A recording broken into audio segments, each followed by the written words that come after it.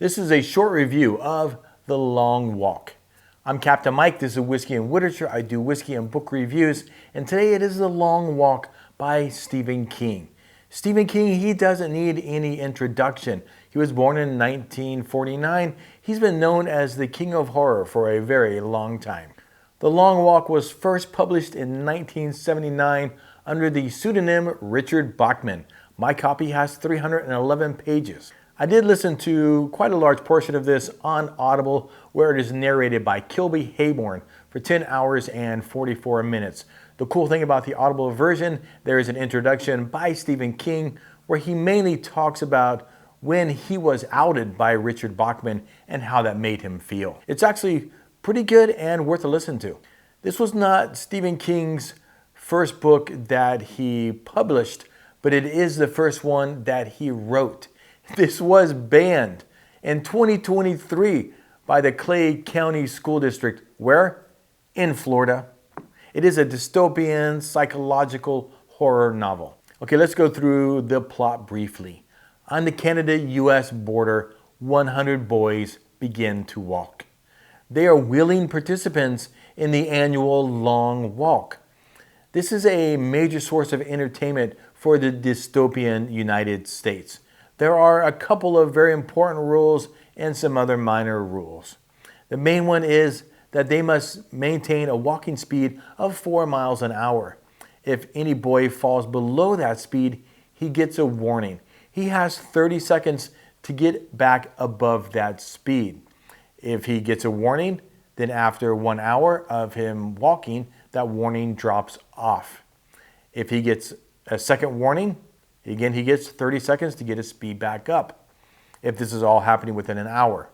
After his third warning within an hour, if he doesn't get the speed back up, he is shot dead.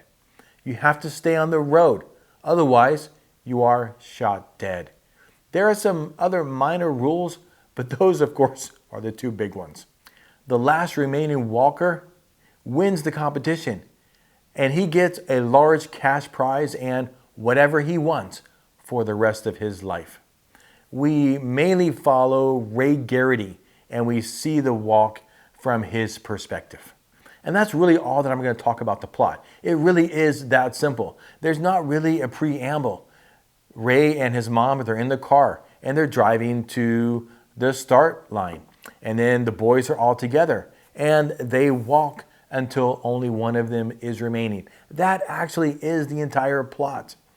And when you think about books and plots, and sometimes you think, that can't work. That's not enough.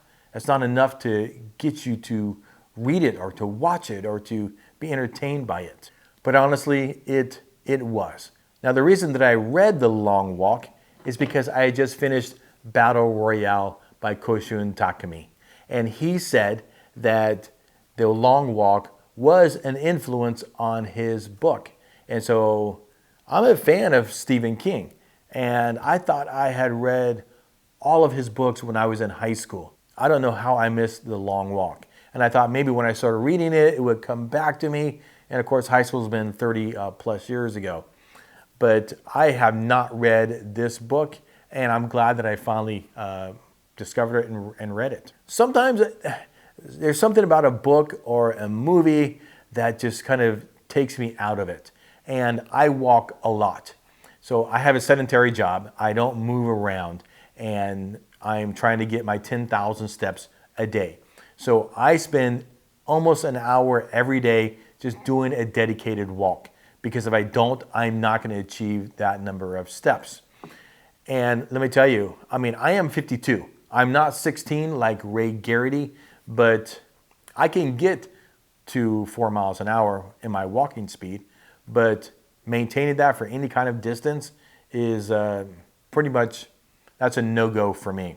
The amount of walking that these guys did, to me, that kind of distracted me a little bit, because I know how fast 4 miles an hour continuously is walking. And it is arduous and crazy. I'm not sure it's even possible what they described, but that's kind of the point of the book. Setting that aside, I do really enjoy psychological horror type novels and scenarios. oftentimes I ask myself, what would I do in that situation? Now, comparing briefly Battle Royale to the Long Walk, I think the Battle Royale is a better scenario for that kind of contemplation because there are less rules in Battle Royale, whereas in the Long Walk. In the Long Walk, it's more you against you as opposed to you against the other walkers. So I just think, like, how long would I last? What would make me go and volunteer for the Long Walk? What kind of psychological situation would you have to be in to do that?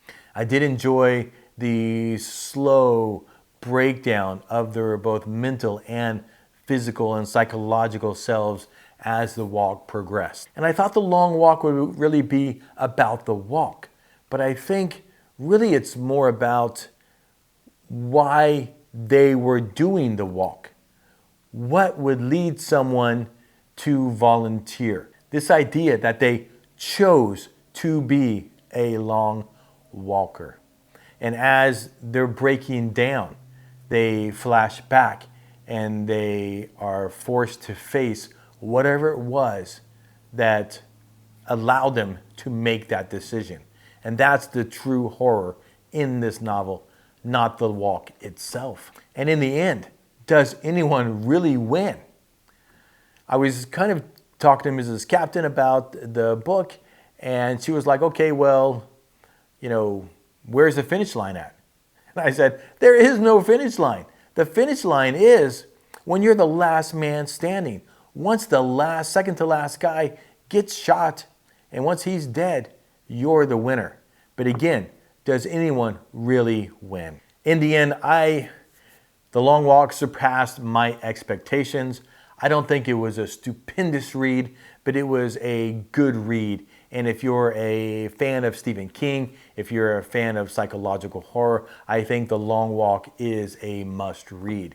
If you're a fan of that Battle Royale type novels, Hunger Games, Battle Royale, The Long Walk, all these kinds of things, I think The Long Walk needs to be one of the books that you have read to be able to compare all of these together. And I think I'm happy to have this on my shelf. All right, guys, thanks for watching. If you enjoyed the review, like it, subscribe to see more of my content. I do whiskey and book reviews. But for now, my friends, you know what to do. I hope you're reading something good and drinking something great, and wear the damn hat. Cheers.